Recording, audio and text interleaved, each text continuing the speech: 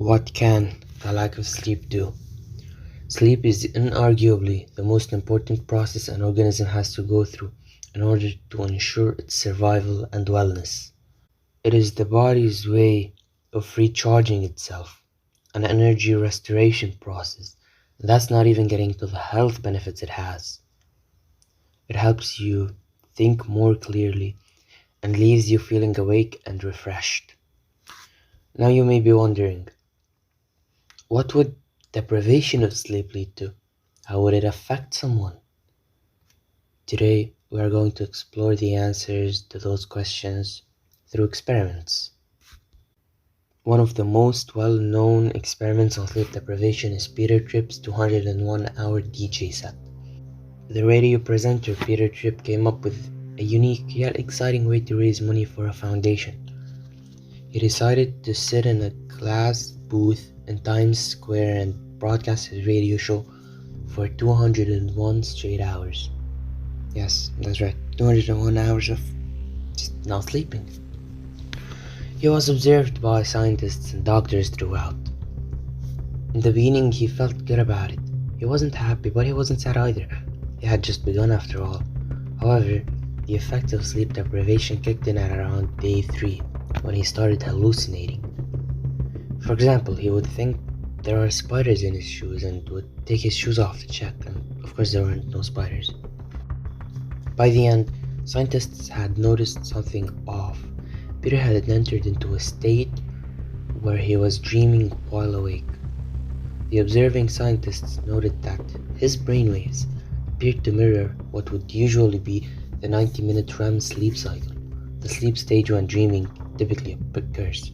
Basically, he was hallucinating during those periods, so they hypothesized that he was seeing dream imagery whilst awake. After the experiment had been completed, Peter slept for 13 hours straight, reporting that he had recovered well. However, his family and friends seemed to disagree, saying that he was a changed man, still suffering from the effects of the experiment. This would be proven not long after Peter got divorced, he lost his job, and eventually became a traveling salesman. In another experiment, the Randy Gardner sleep deprivation experiment, in December, an American high schooler by the name of Randy Gardner set the world record for the longest period of time a human has gone without sleep, staying awake way longer than Peter Tripp at a massive 11 days and 25 minutes, which is equivalent to 264 hours.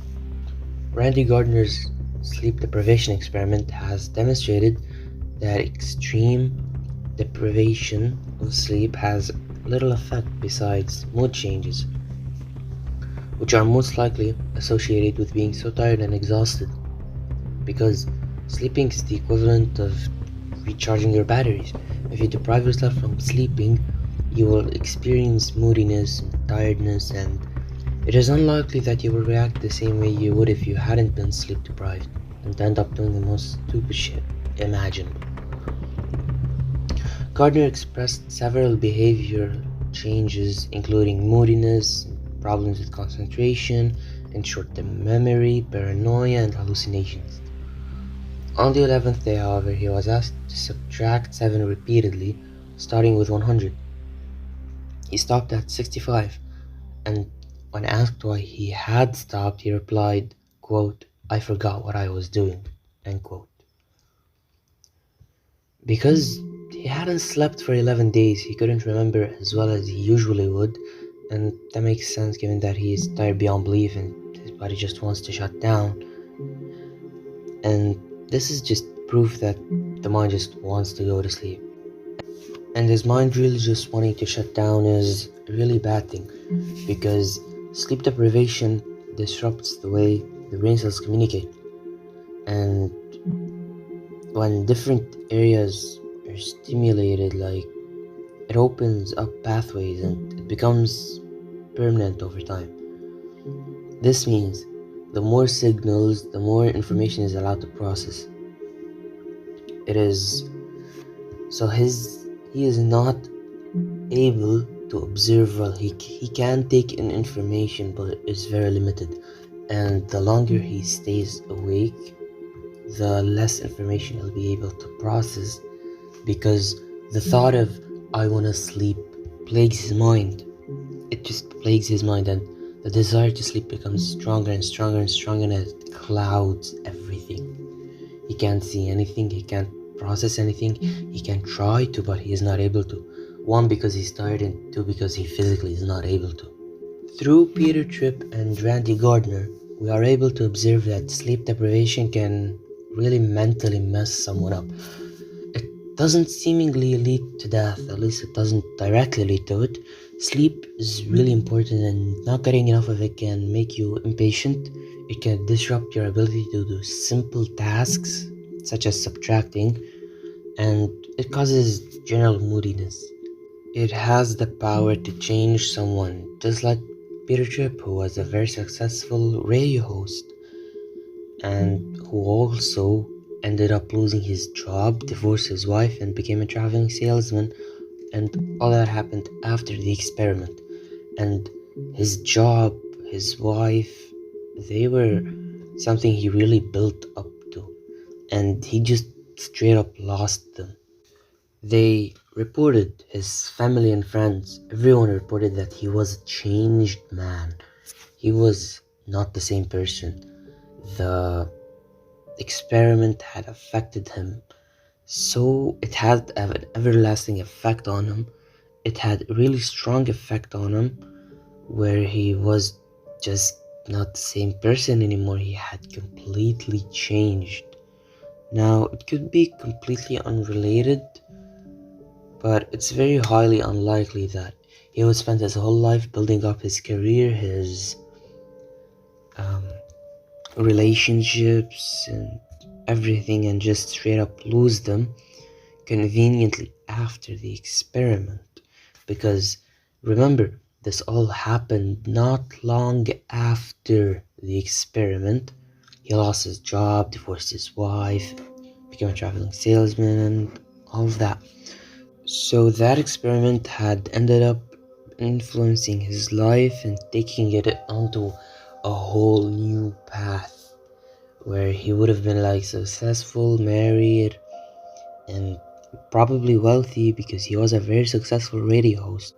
He had a very successful radio show, and he was a very successful radio host. That could have only meant one thing, that he would have been more known, he would have better relations, his path was going somewhere really beautiful, and in my opinion, the experiment shifted it, and he did not go somewhere beautiful. He ended up becoming a simple traveling salesman.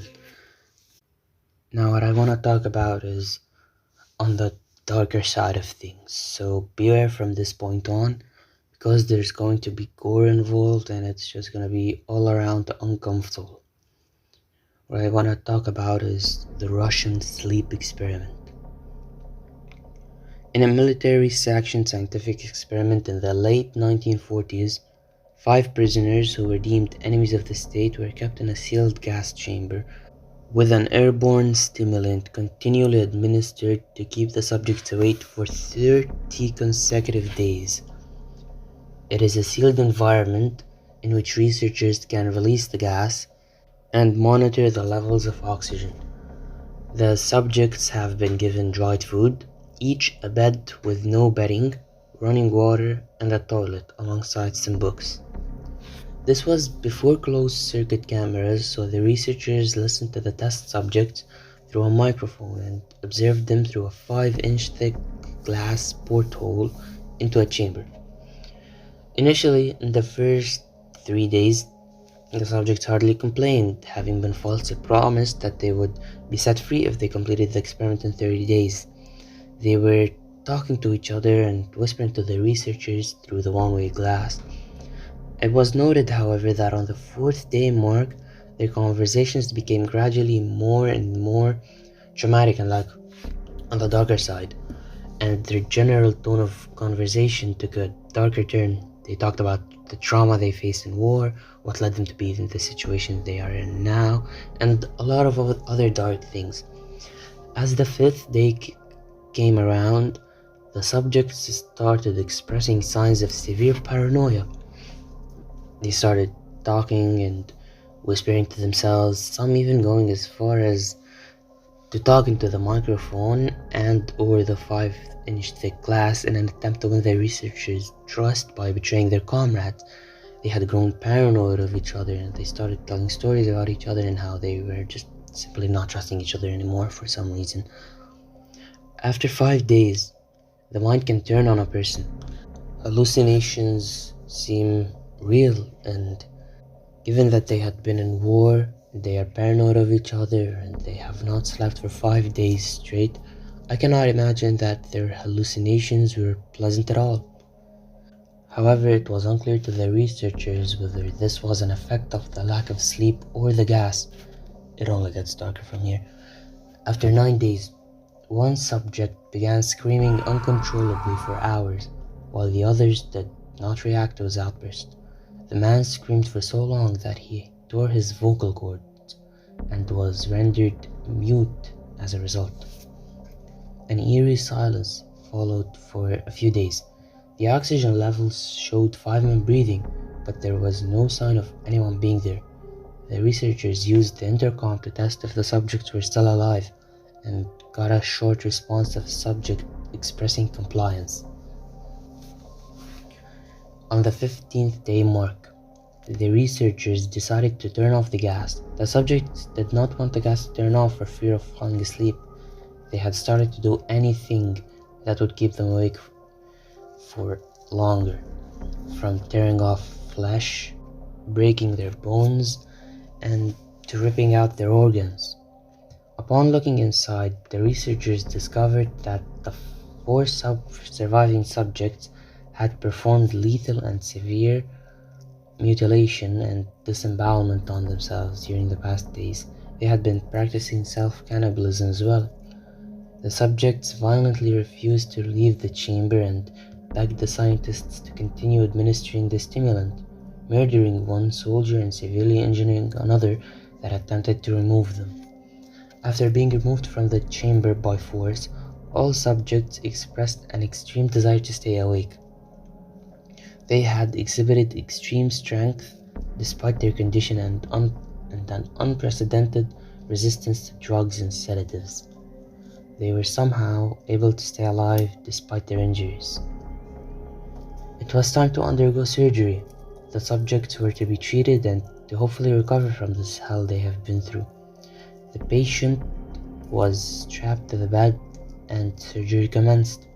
Due to having ripped his vocal cords, the patient couldn't beg or object to surgery. He only shook his head violently when one of the researchers reluctantly suggested that they perform the experiment without sedatives. Now, he probably wanted this because more pain it'll make him stay more awake. The patient remained still for the duration of the 6-hour-long procedure, with the surgeon repeatedly stating that it shouldn't be medically possible for this patient to still be alive. A terrifying nurse assisting in the surgery said that she had seen the patient's mouth curl into a smile whenever his eyes met hers, and when the surgery was over, the patient began to wheeze, and assuming it was something important, the surgeon handed him a notepad and a pen. He wrote down, "Keep cutting." After being somewhat treated for their severe injuries, the surviving 3 subjects were prepared to return to the gas chamber with the stimulant by the orders of the military officials, with EEG monitors showing short, recurring moments of the brain death. Before the chamber was sealed, one of the subjects fell asleep and died, and the only subject that could speak screamed to be immediately sealed in the chamber. The military commander ordered for 3 other researchers to be closed inside the chamber alongside the 2 remaining subjects. One researcher immediately drew his gun and killed the commander and the mute subject by shooting both of them in the head, causing the other person to flee from the room. Then he followed the other person and shot him as well, but before shooting him in the head, the researcher asked what the subject was, to which the subject smiled and identified himself and the other fallen subjects as an inherent evil inside of the human mind that is kept in check by the act of sleeping. After a brief pause, the researcher shot the remaining prisoner. And that's how it ends. The story is merely just a creepypasta, but it was one I thought was worth sharing. Thank you for watching and sleep well.